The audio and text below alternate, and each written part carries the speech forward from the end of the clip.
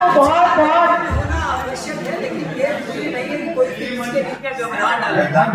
ये बिल्कुल आवश्यक नहीं है। मुझे लगता है कि अभी भी जो है हम लोग शायद वीर सावरकर जी को अपने मनस पटल पे नहीं अपना पा रहे हैं। मेरा आप सबसे अनुरोध है, आप लोग हो सकता है मुझसे कुछ लोग बड़े हैं उम्र में, मगर ये पितृ प्रधानता छोड़ करके मातृ वंदना सच में अगर हम शुरू करें तो हमारी बच्चियों को भी आगे बढ़ने का मौका मिलेगा। इसी के साथ जय जय श्री राम।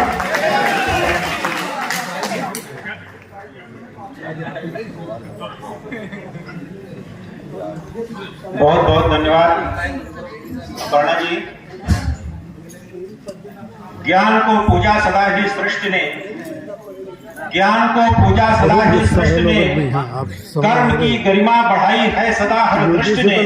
बहुत गुस्सा शाश्वत कथन यदि सत्य है तो पूज्य होंगी सर्वदा, सिद्ध इनके कर्म से अमरत्व पाएगी सदा। इस सृजन की देवी की मैं कहूँ कैसे कथा। मैं आदरणीय प्रज्ञा ठाकुर जी के विषय में, इनके विषय में आप सभी जानते हैं, हमारे पूर्व वक्ताओं ने भी इनके विषय में बताया।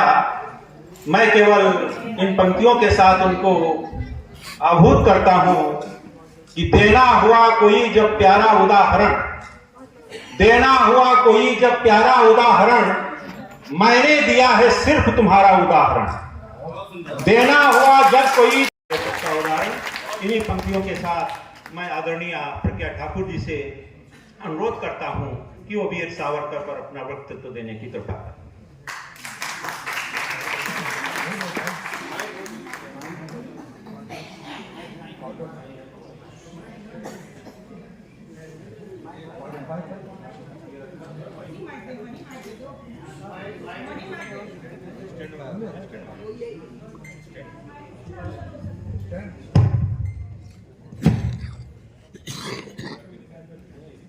दर्शितं येन तस्मै श्री गुरवे नमः।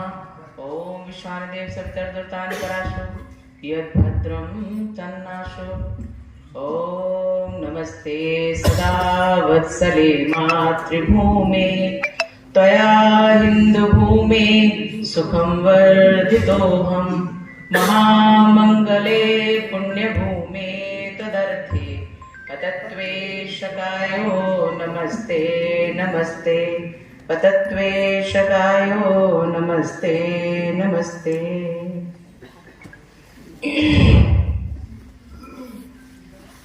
जोर से बोलेंगे, पूरे शोर से बोलेंगे, पूरे मनोयोग से बोलेंगे। भारत माता की जय। जय श्री राम। जय श्री कृष्ण। जय श्री कृष्ण। हर हर महादेव।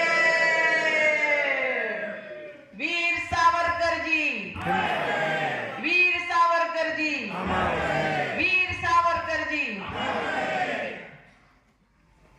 आज वीर सावरकर जी के पुण्यतिथि के कार्यक्रम में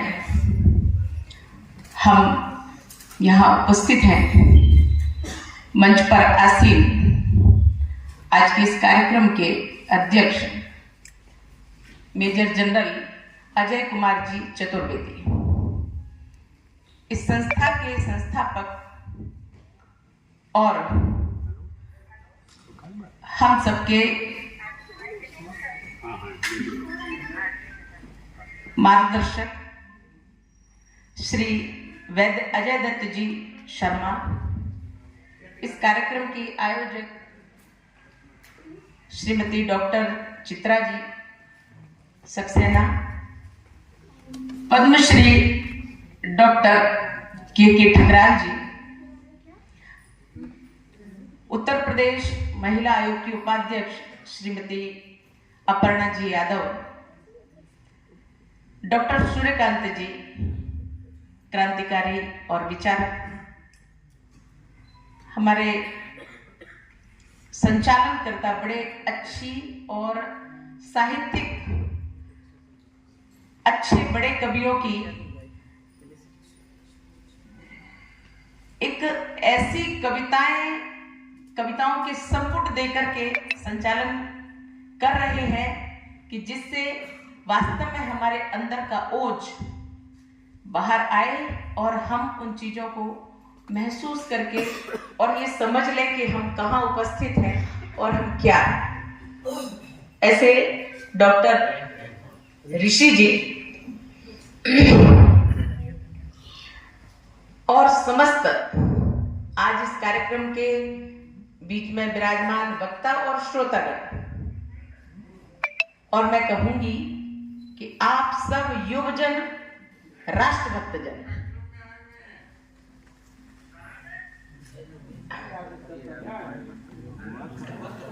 इस कार्यक्रम में मैं ये मानती हूं कि सचेतक लोग बैठे हुए हैं जो सुनेंगे भी, सुनना चाहते हैं लेकिन समझते भी हैं, और हम सबको सचेत भी करते हैं। मुझे लगता है कि आप सोता नहीं है, आप श्रोता हैं,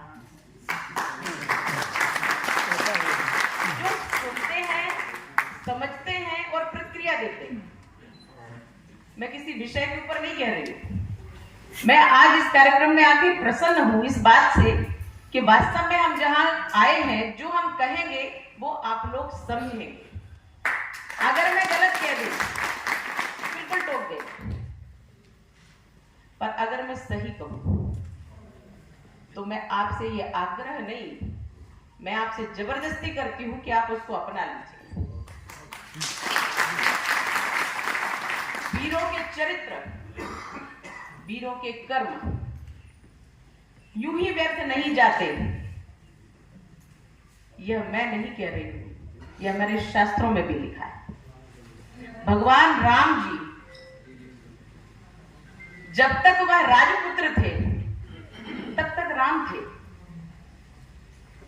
पर जब वो 14 वर्ष के लिए वनवास गए, राजमहल छोड़कर गए, राजगद्दी राज्याभिषेक छोड़कर गए, पिता की आज्ञा का पालन किया, वन में जाकर के उन्होंने जिस प्रकार से अपने कर्तव्यों का निर्वहन किया, नारी शक्ति की रक्षा की, उन्होंने देवी अहिल्याबाई को एक मृत पत्थर जैसी पड़ी हुई इस महिला को चैतन्य किया, तो ताड़का को मारा और सूर्पणखा की नाक काट दी। उसके बाद माता शबरी के यहां जाकर के उन्होंने बेर खाए। निषाद के यहां, निषाद के साथ जिस प्रकार से उनकी लीला हुई, क्या हम कह पाएंगे कि राम किसी जाति के थे? पर सच ये है कि राम जी जब वन को गए तभी राम जी वन गए, जब वो वन गए तभी वो वन गए।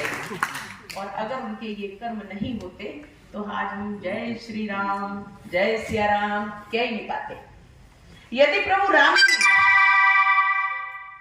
माता सीता का अपमान करने वाले रावण को क्षमा कर देते तो राम जी मर्यादा पुरुषोत्तम नहीं कहलाते।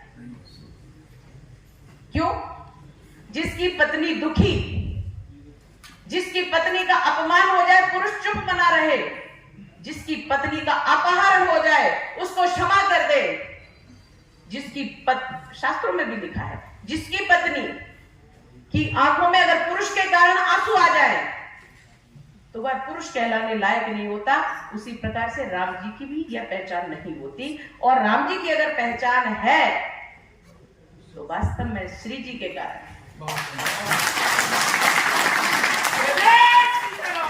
वास्तव में सीता जी के कारण, वास्तव में सीता जी के कारण है, वास्तव में श्री जी के कारण है। मैं आपकी विषय का उत्तर दे रही हूं कि श्री मतलब सीता होता है। हमारे यहाँ श्री यंत्र उसको देते हैं, सिद्ध करके दिया जाता है, और वह यंत्र जो है जब सिद्ध हो जाता है तो हमें जो श्री प्राप्त होती है वह देवी के रूप में प्राप्त होती है, लक्ष्मी प्राप्त होती है, वैभव लक्ष्मी प्राप्त होती है। हमें ये देवियों की ये सुंदर रूप है। हम श्री राम बोलते हैं तो पहले सीता माता आती है, उनको श्री कहते हैं, श्री जी कहते हैं, और सीता माता फिर आती है। तो सीता माता के बाद राम जी आते हैं, जैसे माता के बाद पिता आते हैं। कोई भी पिता माता नहीं कहता, हर कोई कहता पिता नहीं कहता, पहले माता कहता है कि उनके माता पिता, क्योंकि माँ जननी होती है, और माँ जननी होती है इसलिए उसका अग्रणी स्थान है। पिता तो बाद में आता है क्योंकि वह पालक होता है। इसलिए नारी का सदैव सम्मान हमारे यहाँ रहा है।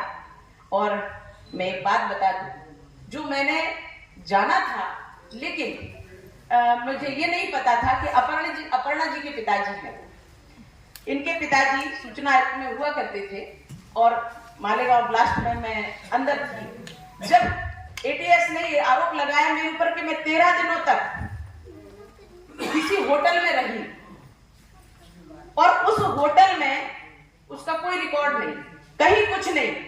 और जब ये उनसे जानकारी ली गई कि वास्तव में क्या साध्वी प्रज्ञा सिंह ठाकुर होटल में रुकी थी, जो अपने आप आई, उन्हें एटीएस ने बुलाया, अपने आप आई और मुंबई में रुकी और एक होटल में रुकी, और उसके बाद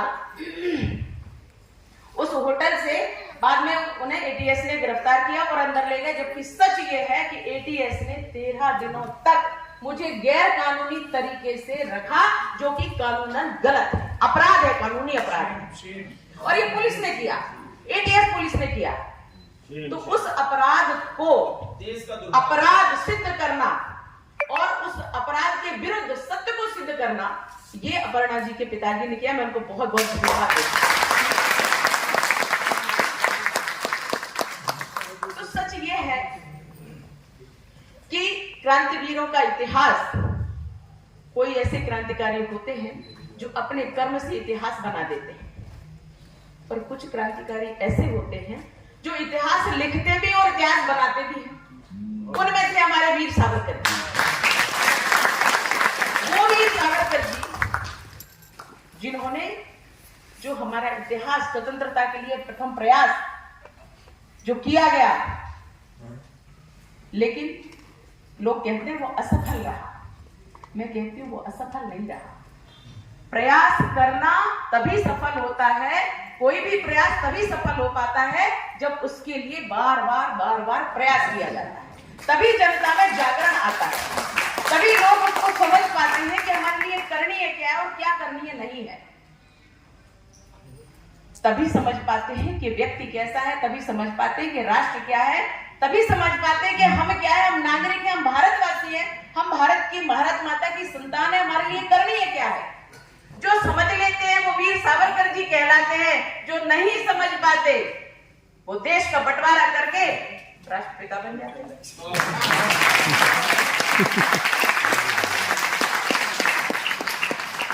मैं एक ही बात कहती हूँ कि हम राष्ट्रभक्त बनना चाहते हैं, वीर सावरकर बनना चाहते हैं, अपने देश को बांट के राष्ट्रपिता बनना चाहते हैं।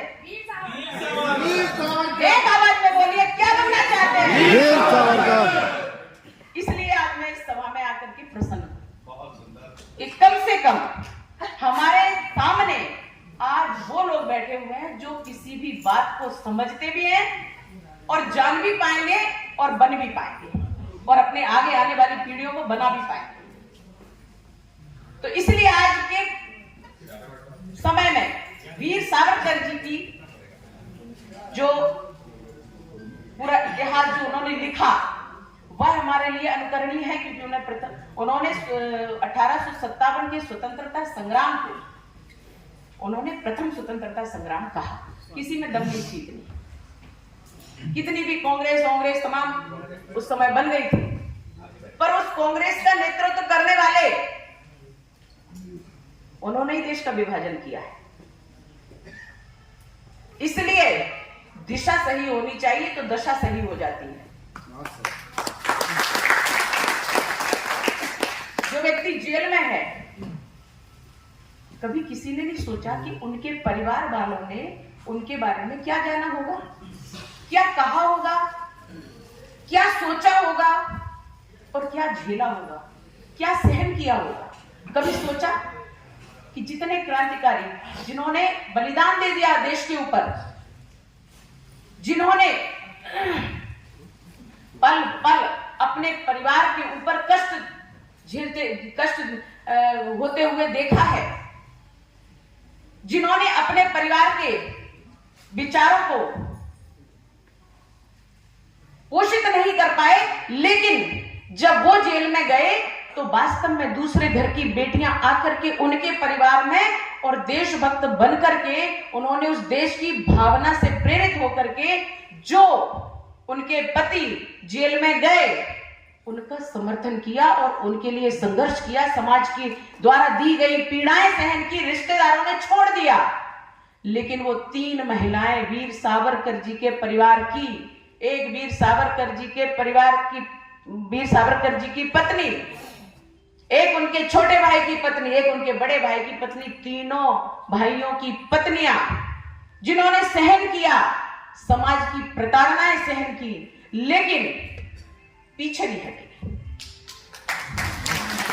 इसे कहते हैं समझदारी, इसे कहते हैं देश के प्रति भावना, इसे कहते हैं देश के प्रति निष्ठा और इसे कहते हैं कर्मठता। नहीं तो किसी के पति जेल चले जाते हैं, महिलाएं आजकल उठाती हैं अपना बैग और सीधे मायके। बुद्धि खराब हो गई है, देशभक्ति करेगा, अंदर चले गए हैं, वापस आएंगे तो जाऊंगी, नहीं आएंगे तो मरने दो। इससे फ्रैंकनेस, आज ये फ्रैंकनेस आ गई है, आधुनिकता आ गई है विचारों में। मैंने कहा कि विचारों की दिशा सही होगी तो जीवन की दशा बदल जाएगी, और सही हो जाएगी तो विचारों की दिशा बदलने के लिए हम सबको प्रयास करना पड़ेगा। और वो करने के लिए मैं वीर सावरकर जी के जीवन को और उनके परिवार के द्वारा उठाई गई परेशानियों को, उसके साथ जितने भी क्रांतिकारी हैं उनके परिवारों की पीड़ाएं जरा सुन लीजिए और जरा पढ़ लीजिए, और उनके द्वारा किए गए कर्म अगर आपने जान लिए तो आप अपने बच्चों को उदाहरण दे पाएंगे कि भगत सिंह बनना चाहिए, चंद्रशेखर आजाद बनना चाहिए, वीर सावरकर जी बनना चाहिए। मैं कहती हूं अगर सच कहूं तो कोई भी नहीं कहेगा कि गांधी बनना चाहिए। अगर उनके कर्म गिना दिए, अगर उनका जीवन गिना दिया, अगर उनका व्यक्तिगत जीवन गिना दिया, कोई नहीं कहेगा कि बच्चा तुम महात्मा गांधी बन जा। महात्मा तो किसी ने कह दिया, मैं उसको महात्मा नहीं कहती।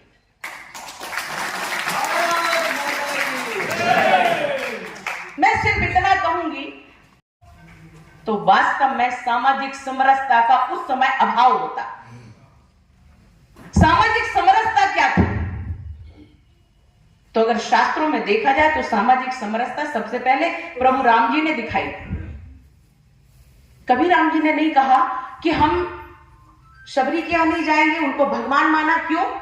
क्योंकि वह पुरुषोत्तम भगवान है, क्योंकि वह पुरुष द्वारा उचित किए गए कार्य, इसलिए वह पुरुषोत्तम कहे गए हैं, ना कि सिर्फ यूं ही भगवान बन गए। हमारे यहां हर व्यक्ति कर्म से भगवान बनता है, और जितना भगवान बनता है उनके भक्त जो बनते हैं वो उनसे भी बड़े कर्म करते हैं, उनसे भी बड़ी भक्ति करते हैं। तो इसलिए जितने भगवान की पूजा नहीं होती उतने भक्तों की पूजा होती है हमारे। तो इसलिए देश की पूजा तो हम करते हैं, पर देश भक्तों की पूजा करना हमारे लिए अनिवार्य है,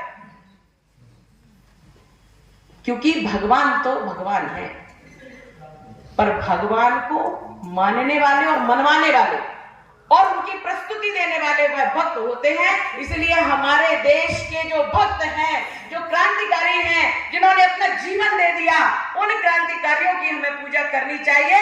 तभी उनसे प्रेरणा लेकर के हमारा देश आगे बढ़ेगा और हमारे देश में वह क्रांतिकारी सदैव पलते और फूलते रहेंगे जो देश के लिए जीते और देश के लिए मरते हैं।